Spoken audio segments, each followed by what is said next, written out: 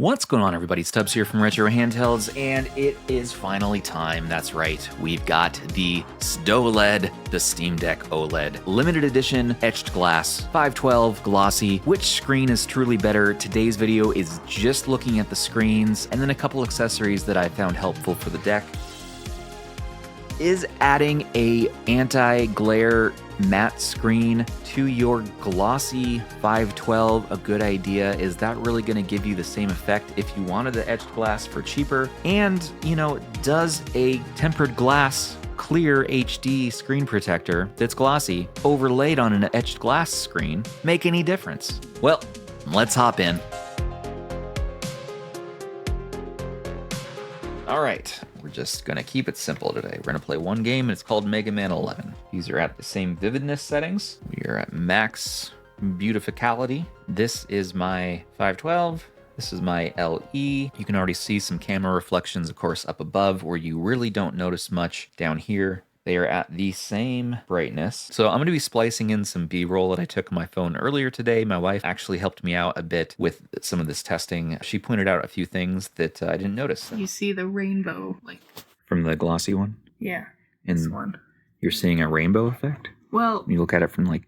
from a very top angle. I see that with the etched glass. Yep, that stops that refraction. You're right. That's kind of a cool benefit, actually. Yeah, I mean, when are you gonna look at it from that angle? I know. Yeah.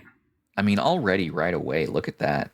So you can see there's kind of a frosty, hazy overlay just slightly on the LE. Get that anti-glare going. Now you're still gonna see reflections. Like there's my studio light right there. I'm keeping the lighting pretty dim in this video to not catch as many, but if you wanted to see, that's how it kind of reflects light. And then this one definitely hits it a bit harder. The colors do pop out a little bit more. Here's the 512 by itself compared to the limited edition. So here's what was funny. The LE actually weighs a little bit less because of the plastic. So it weighs just slightly less, even though I have accessories on it. So I got some of these gold stickers as well as these nubbins. I want to make some nubs myself that'll fit this, but I don't have those yet. So these definitely work. There's really no noticeable difference between the two models, except for you might notice, apparently they used a different OLED panel in here, and so you want to check to make sure you don't have any dead pixels. I went ahead and looked at everything on this, and pixels look good here, luckily, whereas this is using a Samsung panel. So this is a transparent case and very matte plastic, no fingerprints. This time around, Valve went with a more matte plastic for this one as well, and feels really good. I don't think it's gonna leave fingerprints, but other two, I like to feel the plastic better on the LE, just slightly. Kind of more of a grainy texture. It's grippy. I like you can one-hand it really easily. Here it is in the evening, and we'll show some footage from my phone. The reflections really are bad here, and lowest brightness. You know, it's going to look good in bed if you have all the lights out, but it gets fairly dim as far as compared to the LCD model. The screen on here gets dimmer while also getting brighter. And we're going to cut over to my phone, show you what this looks like in the daytime. So again, it is so very close, but to the naked eye, and I can see this here, is that the glossy, it just pops a bit more, like feels more present. Like you feel like you're almost, you know, touching the image more. Looking at the etched glass screen here, I mean, it still pops. Don't get me wrong. It's just you have a slight frostiness. Take a look here. Here's the LE. And look at the rainbow. It just pops a little bit more, especially in the evening. I'm noticing it. You know, normally when I'm playing, I'm not going to be in an environment where I'm going to have lighting overhead that's going to be distracting me with these reflections. But then again, if you're playing during the daytime, this could be definitely more of a distraction. If you're playing outside, that's going to be a problem. So now let's go to the brightest setting, and I want to demonstrate something real quick. If you look at it dead on, colors kind of pop out of the screen a bit. Whereas if you look at this one, the same angle, put it in a dock to show this off a bit better.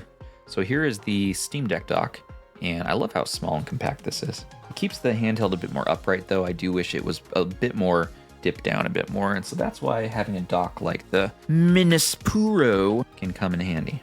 Elevates it a bit more, but it also leans it back a bit.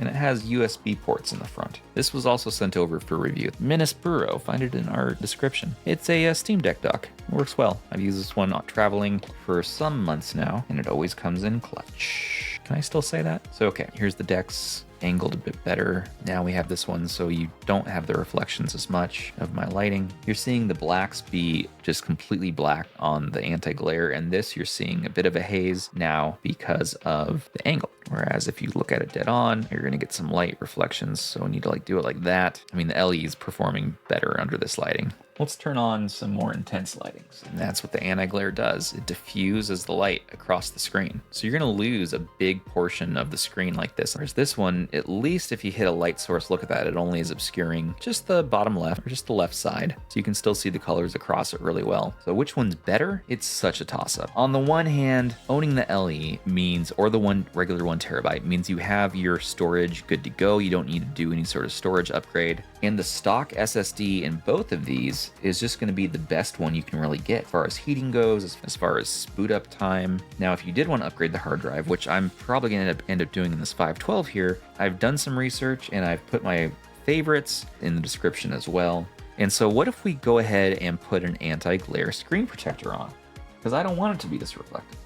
Now, I also have a glossy screen protector that we could put on the anti-etched glass. Well, we're talking about accessories. So these nubs here are really comfortable, by the way. And they came along with this case by Syntec. And, you know, it's a nice silicone, but it just added a little bit of bulk. And so I took it off, and hair gets stuck to it easy. But it made it feel good, and it feels good on the deck. Adds a little bit of protection. A more interesting accessory, I thought, was this bad boy.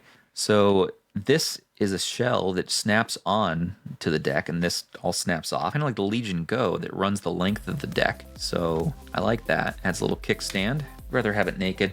Finally, I wondered if TomTalk would make a slimmer case compared to the limited edition, and I have to say I'm not impressed with this TomTalk case. It's okay, but it's bulky though. You know, it's not as slim as the Valve inside liner case. It has some padding. It doesn't cleanly fit the deck either. Like, you have to finagle these side things around, and you have this. It's all right. All right, where's my wet wipe? Anti-glare matte screen protector. Well, do you look at that? So this definitely dulled the screen, noticeably so, more than this etched glass on its own. Now the LE looks incredibly vivid and sharp. This is a very, very strong matte screen protector on here. It's much more cloudy than the etched glass screen. I do not recommend. I mean, sure, yeah, now you're diffusing light. You can see my little air bubbles, but this is noticeably more cloudy and hazy now. I don't recommend this method. If you want etched glass, just get the etched glass screen model. This is not a like for like substitute at all. That is so much more cloudy. Oh, I'm gonna take that right off. That does not look good to me. Now, when it comes to screen protectors, JSAUX also makes a regular one that you can pick up, but this one from Benazcap, I've gotten these a few times for my Steam Decks over the last couple of years, and they're cheaper and they work just as well. If we want to do the experiment though, if you wanted to see, and I'm curious myself, I could use the spare screen protector in here. Now that's interesting. It's actually a little bit less reflective now. This glossy protector is a little bit less glossy. That doesn't make any sense, does it? But it does appear to be a little bit less reflective. Wow. All right, let's do this crazy experiment. I really don't know that this is going to be a better solution. I really don't know, but oh. Actually, that did a little bit better job than I thought. Maybe it's the OLED. Wow. I really have a hard time telling these apart now. Now let's get this lighting changed a little bit. These are okay. I mean, all right. Yeah, I can still kind of see the haziness, the frosty, but it is so subtle. I mean, definitely pops. Let's make sure that we have the colors and the vibrancy on the same setting so I'm not tricking myself here. Yeah, see, look, that wasn't on full. Now the reflectiveness and the glossiness is the same on both, but I do see a slight improvement on the etched glass screen with this protector on. The colors, unless it's a placebo here, I mean, take a look for yourself, but the colors do seem to pop a bit more. I mean, man, those are so, so close. We do a blind screen test here. Let me put them both behind my back. Which Steam Deck is this? Okay, Steam Deck A, Steam Deck B. That one looks really vibrant, doesn't it? Yeah, well, guess what? That's the LE now. The first one was the 512. I mean, these are it's not even an argument anymore. It's not even really, these are so damn close now. But yet, with my naked eye, and make sure the brightness is the same, Yeah.